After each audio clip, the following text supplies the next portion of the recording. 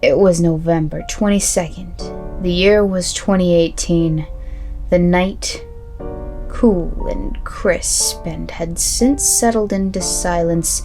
There had been a car crash on Chapel Road South just moments earlier, involving a 19-year-old woman, Caitlin Gray, and her car.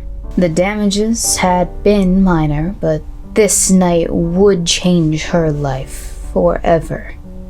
Rest assured.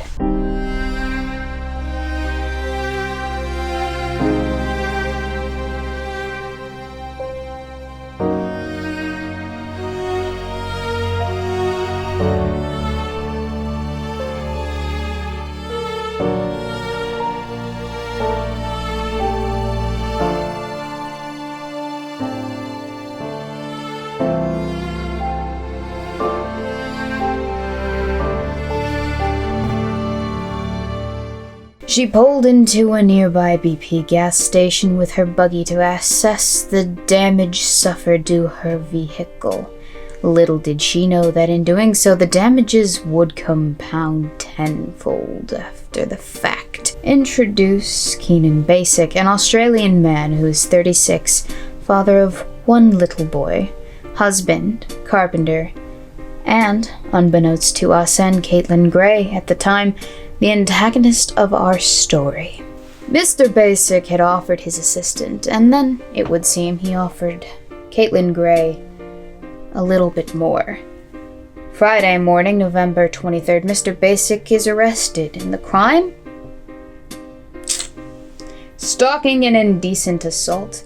Inspector Dave Firth of the Bankstown Police Department described Mr. Basic's actions as both predatory and spontaneous. But you may be wondering what exactly had happened that fateful night in that November air that will have altered the courses of these two people's lives forever. Well, I can tell you. It is alleged that after Mr. Basic fixed Miss Gray's car, he propositioned her and was refused. Miss Gray then departed, and Mr. Basic followed after her in his own vehicle. Miss Gray pulled over, afraid her damaged vehicle was overheating, and that was when Mr. Basic pulled up next to her in his own vehicle and attempted to grope Miss Gray. Miss Gray then drove away. Mr. Basic, it is reported, attempted to enter her vehicle once she had stopped in heavy traffic. In the midst of this heavy traffic, Miss Gray fled and managed to alert the police at Liverpool.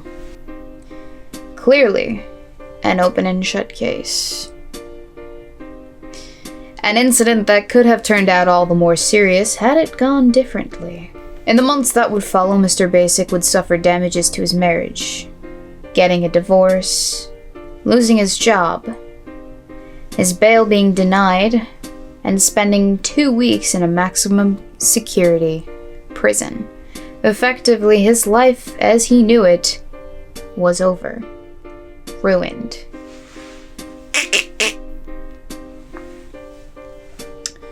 Truly, you might think, a case in which justice was served. Except the allegations against Mr. Basic were false, provably so, completely 100% fabricated, no evidence to corroborate Miss Gray's story whatsoever. Don't mistake, the accident had happened. And Mr. Basic did in fact stop to help Miss Gray with her vehicle, but from that point forward, the story itself falls away from reality. Because you see, Miss Gray was lying about what happened to her, in fact. Why? Miss Gray simply said she just wanted Basic to go to jail. He shouldn't have said that to me. He was disgusting. She didn't want to get into trouble. I didn't know what to do, she added, admitting I would have eventually come clean because I would have had a guilty conscience. Eventually, she would have come clean. Atoned for her lie that would have landed a man in jail and ruined his reputation. It was not until she came out and admitted her falsehoods that Mr. Basic was in fact cleared of all charges. The simple fact of the matter is that she sat idly by as the lie that she told to ruin a man's life festered and grew, and the consequences of her action began to cement themselves into place, solidifying themselves within the timeline. And you know what? As I said, she probably would have gotten away with such an egregious falsehood of the record, had it not been for a request from Mr. Basic's lawyer for the police to continue and revisit the original scene where the events of that night had begun, and gotten CCTV footage that showed discrepancies in Miss Gray's story. What did happen and what could have happened, and the implications of the situation are harrowing. If she hadn't fessed up, Mr. Basic's bail would have remained refused until the matter were completed.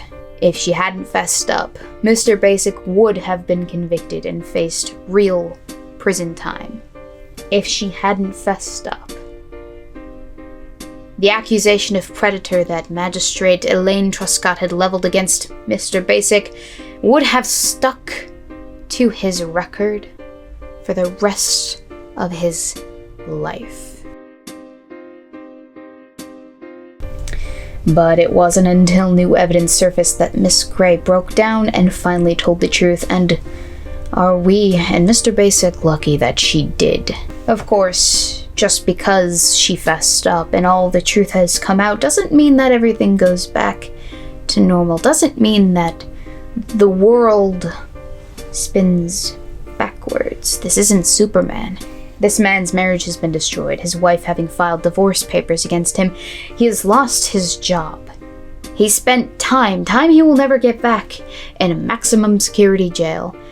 So any notion you have that contemporary first world westernized countries existing in a bubble of rape culture will have been put there by someone who hasn't yet realized that their worldview is based around a truncated wannabe victim version of our reality.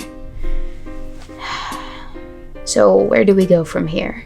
Caitlin Gray will have been sentenced for her criminal actions on June 25th, and justifiably so. Kenan Basic is planning to sue her for $1 million in damages.